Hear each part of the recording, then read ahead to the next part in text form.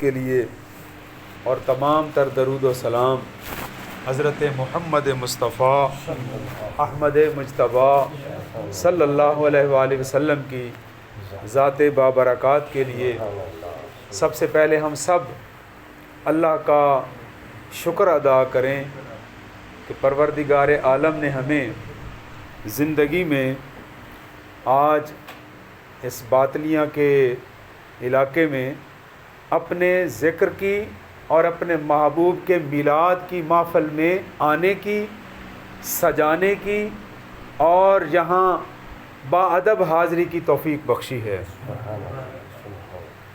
یہ واقعی اللہ کا بہت بڑا احسان ہے۔ 24 گھنٹوں میں سب سے حسین اور خوبصورت لمحہ وہ ہے جو یاد خدا میں گزرے یا درود و سلام مصطفیٰ میں گزرے۔ اللہ ہے، اللہ ہے، اللہ ہے، اللہ ہے، اللہ ہے، اللہ ہے، اللہ ہے، اللہ ہے، اللہ ہے، اللہ ہے، اللہ ہے، اللہ ہے، اللہ ہے، اللہ ہے، اللہ ہے، اللہ ہے، اللہ۔ میں اکثر انتہائی قریب کے مشاہدے کی باتیں کرتا ہوں جن کو سمجھانا یا سمجھنا کوئی مشکل کام نہیں ہے۔ ہر امیر غریب کو، ہر چھوٹے بڑے کو اس سے واسطہ پڑتا رہتا ہے۔ آج کل حبس کا موسم ہے، سیلاب کا ایک آفت آئی ہوئی ہے۔ اللہ پاک اس آزمائش سے ہم سب کو بچائے۔ اور حبس کے عالم میں کپڑے بھی جلدی میلے ہو جاتے ہیں اور جسم پر بھی میل جلدی آ جاتا ہے، اور انسان کی یہ ضرورت ہے کہ اس کو اپنے ہی پسینے سے جب بو آنے لگتی ہے تو یہ نہانے کی کوشش کرتا ہے اور اچھے خوشبودار صابن کی تلاش کرتا ہے۔ جس طرح پانی، صاف ستھرا پانی اور صابن ہمارے کپڑے کو اور ہمارے جسم کو میل سے پاک صاف کر دیتا ہے، ایسے ہی دنیا کی محبت سے ہمارے دل پراگندہ ہو جاتے ہیں، ان میں کالک آ جاتی ہے، ان میں زنگ آ جاتا ہے۔ کیوں کہ دنیا میں اتنی لذت جو رکھی گئی ہے ان کی نظر فقط دنیا کے اوپر ہوتی ہے، آخرت پر نہیں ہوتی۔ لہٰذا جب کپڑا میلا ہو جائے تو صرف اور پانی سے دھویا جاتا ہے، اور جب دل میلے ہو جائیں تو ذکر خدا کیا جاتا ہے۔ اللہ ہے، اللہ ہے، اللہ ہے، اللہ ہے، اللہ ہے، اللہ ہے، اللہ ہے، اللہ ہے، اللہ ہے، اللہ ہے، اللہ ہے، اللہ ہے، اللہ ہے، اللہ۔ سبحان اللہ۔ تو یہ محافل ذکر اور محافل میلاد پاک یہ گویا ہمیں پاک صاف کرنے کا ایک پلیٹ فارم ہے۔ اور قرآن کریم نے ارشاد فرمایا وَتَعَاوَنُوا عَلَى الْبِرِّ وَالتَّقْوَى، نیکی کے کاموں میں اور تقوی یعنی پرہیزگاری کے کاموں میں ایک دوسرے کی مدد کیا کرو۔ پھر آگے وارننگ بھی دی ہے، اس کام کا حکم دیا ہے، آگے ایک کام سے منع بھی فرمایا ہے۔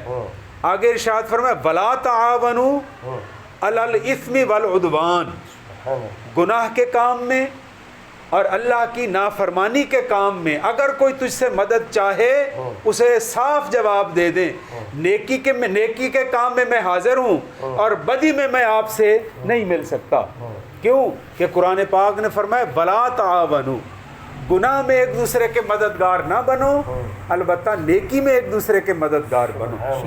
اور یہ محافل ذکر جو بندہ سب سے پہلے انیشیٹو لیتا ہے، جو پہلے ذہن بناتا ہے کہ میں اپنے گھر میں محفل سجاؤں، چٹائی بچھاؤں، دوستوں کو بلاؤں اور اپنی ہمت کے مطابق لنگر تیار کروں، سارے دوستوں کو بٹھا کر ہم وہاں دنیا کے دکھڑے نہیں سنائیں گے، ایک دوسرے کو اپنی آزمائشوں کے بارے میں نہیں بتائیں گے، بس فقط مل بیٹھ کر سب کی زبان یہی کہے گی اللہ ہو، اللہ ہے، اللہ ہے، اللہ ہے، اللہ ہے، اللہ ہے، اللہ ہے، اللہ ہے، اللہ ہے، اللہ ہے، اللہ ہے، اللہ ہے اللہ ہے اللہ ہے اللہ ہے اللہ ہے اللہ ہے اللہ سبحان اللہ سبحان اللہ اور اللہ کا ذکر اس کی کیا حیثیت ہے، اس کی کیا اہمیت ہے،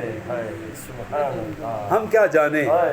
یہ تو ان سے پوچھیں جو اللہ والے ہیں، سبحان اللہ جو اللہ والے اس دنیا سے گزر چکے ہیں سبحان اللہ اور اللہ نے انہیں حیات جاویدانی عطا فرمائی ہے، سبحان اللہ جیسے حضرت خواجہ بہاؤالدین شاہ نقشبند، سبحان اللہ حضرت خواجہ معین الدین اجمیری، سبحان اللہ حضرت مجدد الفسانی، اللہ ہے اللہ ہے اللہ ہے اللہ ہے اللہ ہے اللہ ہے اللہ ہے اللہ ہے اللہ ہے اللہ ہے اللہ ہے اللہ ہے حضرت بابا فرید الدین گنج شکر جیسے بزرگ، انہوں نے کوئی آسمانوں پر زندگی نہیں گزاری بلکہ اسی زمین پر، اسی معاشرے میں لوگوں کے اندر بیٹھ کر زندگی گزاری۔ یہ نہیں ہے کہ کوئی افسانوی باتیں ہیں ان کے بارے میں یا لوگوں نے گھڑی گھڑائی آگے باتیں بیان کر دی ہیں، نہیں، بلکہ حقیقت پر مبنی ہیں کہ ان کی زندگی کا ایک ایک لمحہ یاد خدا میں گزرا یا ذکر مصطفیٰ میں گزرا، اور اللہ پاک نے انہیں ہم اپنی آنکھوں سے دیکھ سکتے ہیں۔ بتائیے، آپ ماشاءاللہ سارے سمجھدار حضرات تشریف فرما ہیں۔ پچھلے سال چند سال پہلے بھی ہمیں یہاں حاضری کا موقع ملا، اور آج بھی اللہ کے فضل و کرم سے ہمارے میزبانوں نے اور صوفی صاحب نے یہ محفل پاک کا انعقاد کیا، آپ دوستوں کو بلایا۔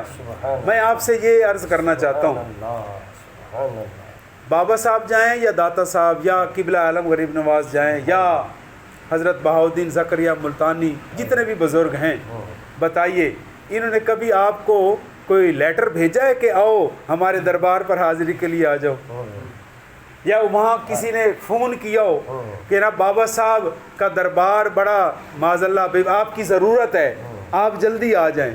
کبھی کسی نے ہمیں کہا نہیں ہے، بلکہ ان بزرگوں کی طرف سے کوئی ڈیمانڈ نہیں ہے، یہ تو اس رب کا انعام ہے جس نے ساری زندگی اللہ اللہ کی۔ اللہ پاک فرماتا ہے، میرے پیارے بندے اب تو قبر میں سو جا، اب تو اپنی قبر میں سو جا، رہی مخلوق خدا ان کو تیری بارگاہ میں بھیجنا میں رب کا کام ہے۔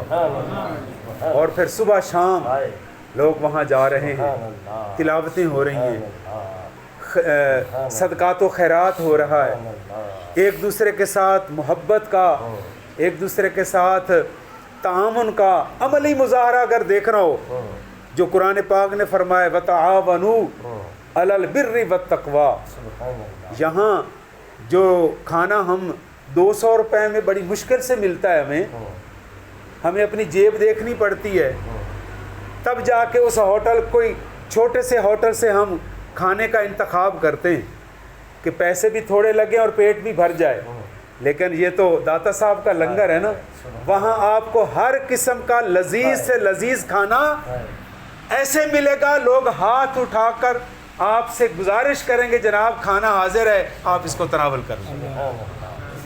تو یہ اللہ تعالیٰ کا انعام ہے کہ وہ ذکر کرنے والوں کو اتنی بلند شان عطا فرما دیتا ہے کہ ان کے دنیا سے چلے جانے کے بعد بھی ان کا نام روشن رہتا ہے۔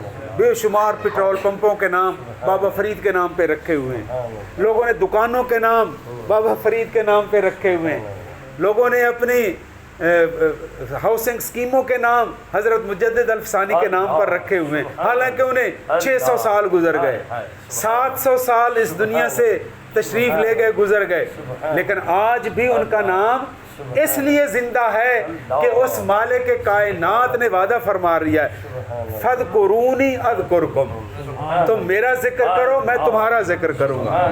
تو اللہ پاک ان کا ذکر ہماری زبانوں سے کروا رہا ہے، اس میں ہمارا کوئی کمال نہیں ہے، یہ اللہ کا انعام ہے اور اس کا فضل و کرم ہے۔ لہٰذا محافل میلاد ہوں یا محافل ذکر ہوں، ایک ہی شے ہے، یہ کوئی علیحدہ عنوان نہیں ہے، ایک ہی ترتیب ہے ایک ہی پلیٹ فارم ہے. تو جب بھی آپ کو کوئی نیکی کی دعوت دے، کلخانی کی اطلاع پہنچے، یا کسی عرس کی اطلاع پہنچے، یا کسی محفل پاک کی اطلاع پہنچے، اس وقت آپ کے ذہن میں قرآن کریم کی یہ آیت کریمہ ہونی چاہیے. اللہ پاک فرما رہا ہے وَتَعَاوَنُوا عَلَى الْبِرِّ وَالتَّقْوَىٰ. آپ کو کوئی نیکی کی طرف بلا رہا ہے تو آپ اس کے ساتھ تعاون کریں، اس کے ساتھ مدد کریں. اور ایک حدیث پاک بھی آپ کے سامنے برکت کے طور پر بیان کرنا ضروری ہے. سرکار دو جہاں علیہ السلام نے ارشاد فرمایا انصر اخاکا ظالمن او مظلومن. اس کا ترجمہ یہ ہے، حضور نے فرمایا اپنے ظالم مسلمان بھائی کی بھی مدد کرو اور مظلوم کی بھی مدد کرو. اب صحابہ کرام نے جب سنا تو تھوڑے سے پریشان ہو گئے. عرض کی یا رسول اللہ، مظلوم کی مدد تو سمجھ آ رہی ہے کہ اس کی مدد کریں، اس پر ظلم ہو رہا ہے اس کی مدد کریں، ظالم کی مدد کا کیا مطلب ہے؟ تو نبی پاک علیہ السلام نے فرمایا کہ ظالم کی مدد یہ ہے کہ اسے ظلم کرنے نہ دو، کیونکہ وہ ظلم کرے گا تو اللہ کے عذاب کا شکار ہو جائے گا، گناہ گار ہوگا. لہٰذا ہاتھ کے ذریعے، زبان کے ذریعے اس کو ظلم کرنے ہی نہ دو تاکہ وہ اللہ کے عذاب سے بچ جائے. یہ اس کی مدد ہی تو ہے، سبحان اللہ. آپ اس کی مدد ہی تو کر رہے ہیں. تو اللہ پاک ہمیں ایک دوسرے کے ساتھ تعاون کی، مدد کی. جیسا آج کل سیلاب زدگان کے لیے ہمارے مسلمان بھائی اپنی اپنی ہمت کے مطابق چیزیں اکٹھے کر رہے ہیں، کھانے پینے کی چیزیں، کپڑے، پیسہ، اور ان تک پہنچانے کے لیے مجاہدین اور رضاکار حضرات گئے ہوئے ہیں. اللہ تعالیٰ ان کو بھی سلامت رکھے، جو شہید ہو گئے اللہ ان کو بھی بخشش عطا فرمائے. جو ہم ابھی خیر سلامتی کے ساتھ بیٹھے ہیں یہ آمنہ کے لال کا صدقہ ہے، یہ حضرت عبداللہ کے در یتیم کا صدقہ ہے. ہم بھی کوئی زیادہ اپنے آپ کو مغرور نہ ہوں، بلکہ ہم بھی دریا کے کنارے پر بیٹھے ہیں، پر بچانے والا بڑا ہے. وہ بچانے پہ آئے تو سب کو بچا سکتا ہے، اور اگر پکڑنے پہ آئے تو کروڑوں کے ہوٹل ایسے بہہ رہے ہیں جیسے تنکے بہہ رہے ہوں. یہ اللہ اپنی قدرت دکھا رہا ہے، اور ہم سب کو دعوت فکر دی جا رہی ہے. اے دنیا میں غافل ہونے والے انسان، دنیا میں نہ رہے، دنیا میں کی محبت میں غرق نہ ہو جا، بلکہ یہاں بیٹھ کر اللہ اللہ کا ذکر کر تاکہ اللہ کی محبت تیرے دل میں پیوست ہو جائے اور تو پاک صاف ہو کر اس جہان سے اگلے جہان کی طرف جائے. وما علینا الا البلاغ المبین.